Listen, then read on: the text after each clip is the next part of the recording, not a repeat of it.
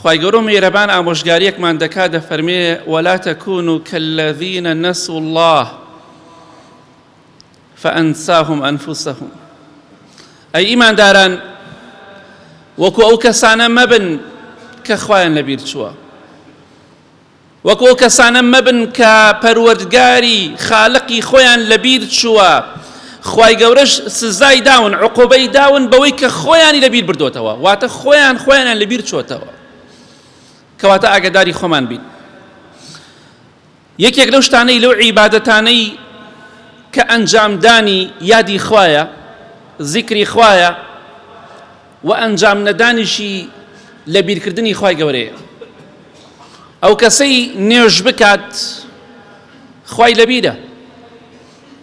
خوای گەورە میهرەبان بە پێغەمبەر موسای فەرموو صلی الله عليه وسلم وأقیم الصلاة لذکری، نوێژ بکە بۆ ئەوەی منت لەبیر بێ.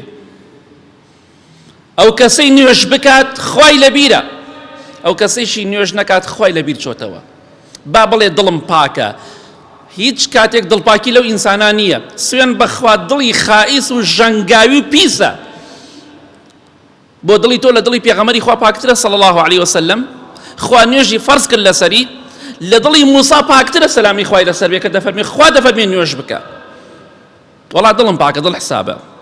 ڕۆژێکە بێ ئەگەر تۆبە نەکەیت و لەسەر ئەو قسەیە بڕۆی سوێن بەخوا لەگەڵ ئیبلیس و دژمنانی خوا حەشرێک لێرە جەهەنەمدا، چونکە ئەوەی نوێژ نەکات سەرنجامەکەی ڕوون و ئاشکرایە.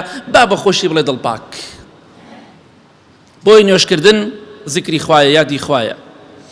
هەتا نوێژ بکەیت زیاتر خوات لەبیرە، چونکە بەندایەتی خۆت کۆیلایەتی خۆت ئەسەلمێنی بۆ پەروەردگار. ئەی پەروەردگار من ملکەچی تۆم، سرم کە لە هەموو شتێک بەڕێزترە دای ئەنێمە سەر زەوی بۆ تۆ. بەڵام ئەو کەسانی کە لوتیان بەرزە و نوێژ ناکەن ئەوانە خوایان لەبیر چۆتەوە. بەخوا باش و نوێژەکەم لە کۆڵ کردەوە. ئەم نوێژە کاریگەری بەسەر ئینسانەوە نابێت.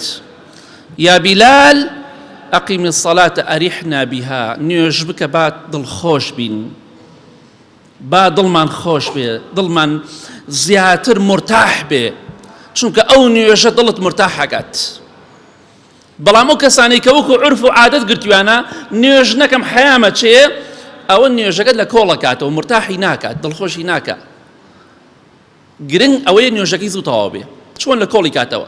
ئەبینی پێشی ئیمامەکەوێ لە مزگەوتە بۆ ئەوەی زوو نوێژەکە تەواوکەی، دڵنیابە لە ڕکوع لە سوجود لە هەموو شتێکا پێشی ئیمام بکەوی هەتا ئەو سەلام نەداتەوە بۆت نییە سەلام دەیتەوە، هەر بۆ خۆت پێشکەوە، هەر ڕابکە هەتا ئەو سەلام نەداتەوە بۆت نییە سەلام دەیتەوە، کەواتە سەری خۆت مەیەشێنە، خۆت گونەهبار مەکە پێشی ئیمام مەکەوە. ئەوە پێغەمبەری خوا بوو صلی الله عليه وسلم. نوێژی دەکرد بۆی مرتاح بێ، دڵخۆش بێ، نەک بۆی لە کۆڵی کاتەوە.